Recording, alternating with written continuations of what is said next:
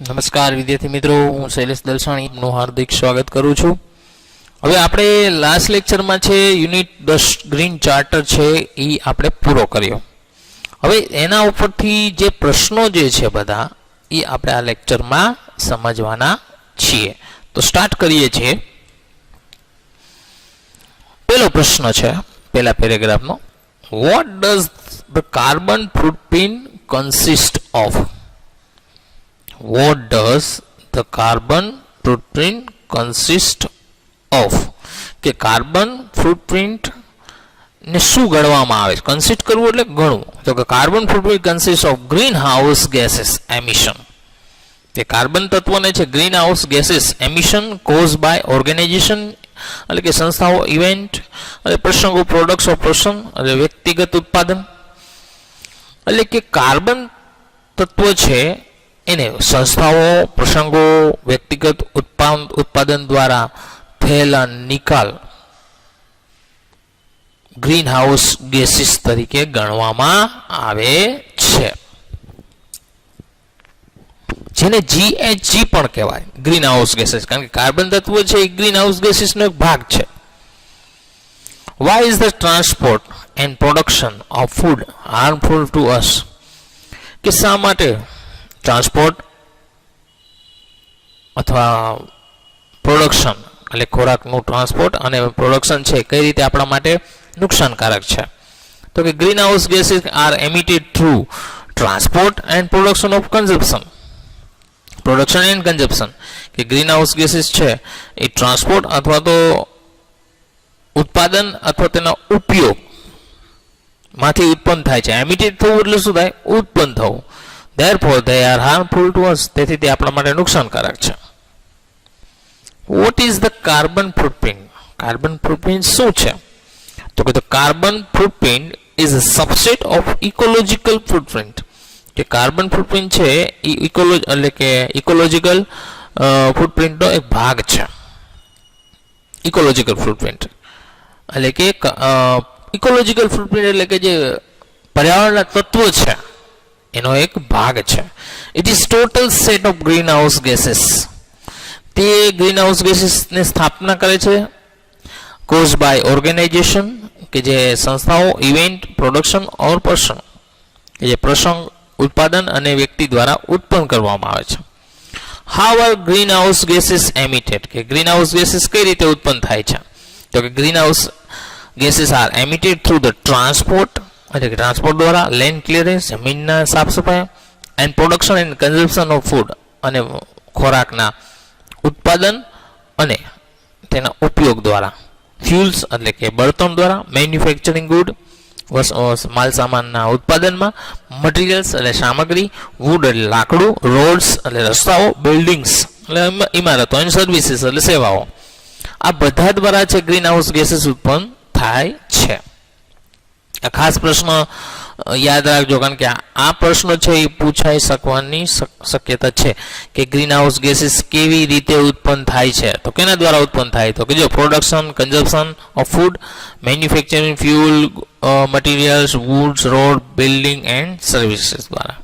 બીજો પેરેગ્રાફ છે, પહેલો પ્રશ્ન છે, હાઉ આર પેમ્પલેટ ડિસ્ટ્રીબ્યુટેડ? કે પેમ્પલેટ કઈ રીતે વિતરણ કરવામાં આવે છે? તો કે pamphlet are printed in large numbers. કે પેમ્પલેટ છે મોટા પ્રમાણમાં છે છાપકામ થાય છે. And randomly distributed all the sundry. Randomly એટલે કે કોઈ ધ્યાન દીધા વગર ડિસ્ટ્રીબ્યુટેડ કરવું, વિતરણ કરવું, ઓલ અથવા તો બધા અને સન્ડ્રી એટલે જુદા જુદા વિભાગમાં, without any regard to the relevance to recipients. કે કોઈ પણ મેળવનારને ધ્યાન અથવા નોંધ લીધા વગર તેને બધા અથવા જુદા જુદા વિભાગમાં વહેંચવામાં આવે છે. અહીં સન્ડ્રીનો મિનિંગ થાય વિભાગો. બીજો પ્રશ્ન છે, what suggestion is given regarding the pamphlets? કે તમે પેમ્પલેટની બાબતમાં શું સજેશન છે અથવા શું સૂચન છે? તો કે pamphlets are usually found lying discarded on street. કે પેમ્પલેટ્સ છે સામાન્ય રીતે ફાઉન્ડ એટલે જોવા મળે છે, લાઇંગ ડિસ્કાર્ડેડ ઓન સ્ટ્રીટ કે શેરીઓમાં છે અસ્તવ્યસ્ત પડેલા જોવા મળે છે. leaving a huge burden of carbon footprint, કે જે કાર્બન તત્વો ઉપર મોટા પ્રમાણમાં અથવા વિશાળ પ્રમાણમાં બોજો ઉત્પન્ન કરે છે. So printing of such a pamphlet should be regulated. તેથી આવા પેમ્પલેટનું છાપકામ નિયમિત થવું જોઈએ and distributed the concerned individual only, અને તેનું વિતરણ છે વ્યક્તિગત રીતે ધ્યાનમાં કરવામાં આવવું જોઈએ, ટૂંકમાં વ્યક્તિગત રીતે કરવું જોઈએ.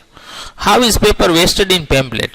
પેમ્પલેટમાં કઈ રીતે કાગળનો બગાડ થાય છે? તો કે pamphlets are printed in large numbers, કે પેમ્પલેટ છે મોટા પ્રમાણમાં એનું છાપકામ થાય છે, and indiscriminately distributed to all and sundry without any regards to the relevance to the recipient, અને તેનું વિચાર્યા વગર છે મેળવનારને ધ્યાનમાં લીધા વગર બધા અથવા જુદા જુદા વિભાગોમાં તેનું વિતરણ થાય છે. Later on this stress paper lie discarded on streets, અને ત્યાર પછી આ કાગળો છે શેરીઓમાં છે અસ્તવ્યસ્ત પડેલા દેખાય છે. How can the wastage of paper be prevented or reduced? How can the wastage of paper, કે નકામા કાગળો નો બગાડ કઈ રીતે રોકી શકીએ અથવા એને ઘટાડી શકીએ? તો કે રેગ્યુલેટેડ પ્રિન્ટિંગ ઓફ પેમ્પલેટ્સ, કે પેમ્પલેટ્સનું છાપકામ છે નિયમિત થાય, and their disseminated to concern individual can reduce the wastage of papers, અથવા તેનું વિતરણ છે વ્યક્તિગત રીતે થાય, can reduce the wastage of paper, જેથી નકામા કાગળને ઘટાડી શકાય છે. એના પછીનો પ્રશ્ન છે, how can we reorient our electricity consumption habits, કે કેવી રીતે આપણે આપણા વીજળીના વપરાશને રીઓરિયન્ટ અવર ઇલેક્ટ્રિસિટી હેબિટ્સ, એટલે કે જે વીજળીના ઉપયોગની જે ટેવો છે એને પુનઃનિર્માણ અથવા પુનઃવિચાર કરી શકીએ? તો કે we can reorient our electricity consumption habits both at home and office, કે આપણે આપણા ઘરે અથવા ઓફિસે વીજળીના વપરાશની ટેવોમાં સુધારો કરી શકીએ. We should switch off fan, cooler or AC whenever not required or not in use, કે આપણે આપણા પંખા, કુલર અથવા એસી જે જરૂર ન હોય અથવા ઉપયોગમાં ન હોય ત્યારે બંધ કરવા જોઈએ. How should houses and offices be constructed? કે ઘરો અને ઓફિસ છે કેવી રીતે એનું બાંધકામ થવું જોઈએ? તો house and office should be constructed to receive natural sunlight, avoiding use of lamps in daytime, કે ઘર અને ઓફિસનું બાંધકામ એવી રીતે થવું જોઈએ જેથી કુદરતી પ્રકાશ મળી રહે, and use of lamps in day, and avoid use of lamp in daytime, અને દિવસ દરમિયાન છે લેમ્પનો ઉપયોગ ટાળવો જોઈએ. એના પછીનો પ્રશ્ન છે ચોથા પેરેગ્રાફનો પહેલો પ્રશ્ન, which three R with the respect to water are suggested? કે કયા 3 R છે પાણીના બચાવ માટે, પાણીનો બચાવ સૂચવે છે? તો with the respect of water, કે પાણીના બચાવ માટે we are suggested 3 R: repair, reclaim and restore.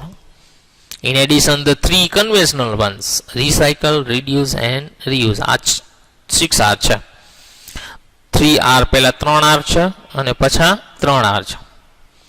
How can we restore global environment back on its original track?